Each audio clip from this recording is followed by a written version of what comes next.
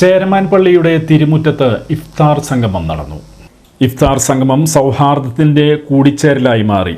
ചേരമാൻ ജുമാ മസ്ജിദ് മഹല്ല് കമ്മിറ്റിയുടെ നേതൃത്വത്തിൽ സംഘടിപ്പിച്ച ഇഫ്താറിൽ സമൂഹത്തിൻ്റെ നാനാതുറകളിലുള്ളവർ പങ്കെടുത്തു. മഹല്ല് പ്രസിഡന്റ് NA റഫീഖ് അധ്യക്ഷത വഹിച്ചു.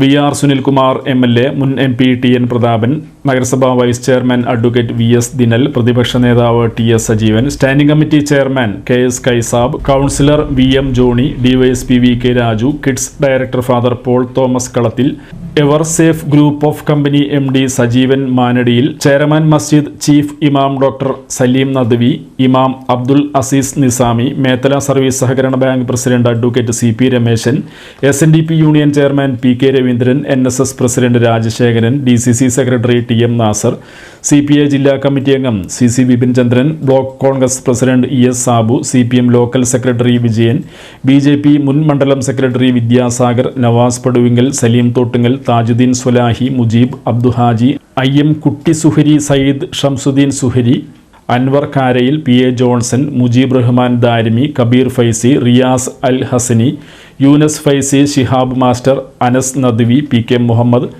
AB Najeeb, VA Ibrahim, AA Noushad എന്നിവർ പങ്കെടുത്തു. പ്രധാനുഷ്ഠാനങ്ങളുണ്ട്.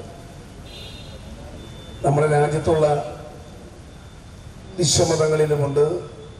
നമ്മുടെ രാജ്യത്തില്ലാത്ത മറ്റു പല ആദർശങ്ങളിലും പ്രധാനുഷ്ഠാനങ്ങൾ പ്രദാനം ചെയ്തിട്ടുണ്ട്. വിശുദ്ധ റമദാനിലെ പ്രധാനുഷ്ഠാനത്തിന് മറ്റു പല പ്രധാനുഷ്ഠാനങ്ങൾ വളരെയേറെ വ്യത്യസ്തമാണ്. ഇപ്പോൾ തന്നെ റമദാന്റെ ഈ കാലയളവിൽ തന്നെയാണ് ക്രൈസ്തവ മത വിശ്വാസികളുടെ 50 നോമ്പ് നടന്നു വരുന്നത്. ശബരിമല വ്രതാനുഷ്ഠാനം ഉൾപ്പെടെയുള്ള മറ്റ് വ്രതാനുഷ്ഠാനങ്ങൾ ഹൈന്ദവ മതവിശ്വാസികളുടെയും ജീവിതത്തിൻ്റെ ചര്യയായി കൂടെ കൊണ്ടു നടക്കുന്നതാണ്. മനുഷ്യനും ഈ വ്രതമെടുക്കുന്നവനും ദൈവവും തമ്മിൽ മാത്രം അറിയുന്ന ഒരു ബന്ധമാണ് റമദാൻ വ്രതാനുഷ്ഠാനത്തിനുള്ള ഒരു പ്രത്യേകത. റമദാൻ വ്രതാനുഷ്ഠാനം എടുക്കുന്നവനും അതനുഷ്ഠിക്കുന്നവനും ദൈവവും തമ്മിൽ മാത്രമാണ് അതിനകത്തൊരു ആധുനിക ഭാഷയിൽ പറഞ്ഞാൽ ഒരു കണക്ടിവിറ്റി ഉണ്ട് എന്നുള്ളത്.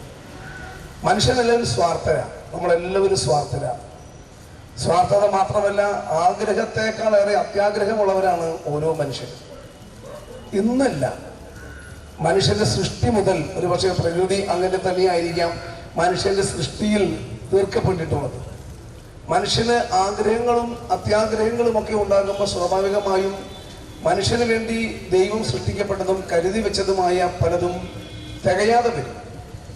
ആ സന്ദർഭത്തിൽ മനുഷ്യനെ മിതത്വത്തിലേക്ക് കൂട്ടിക്കൊണ്ടുപോകുന്നതിന് വേണ്ടി കൂടി അനുഷ്ഠിക്കപ്പെടുന്ന കർശനമായ ഒരു നിഷ്ഠയാണ് വിശുദ്ധ റമദാനിലെ വ്രതാനുഷ്ഠാനം.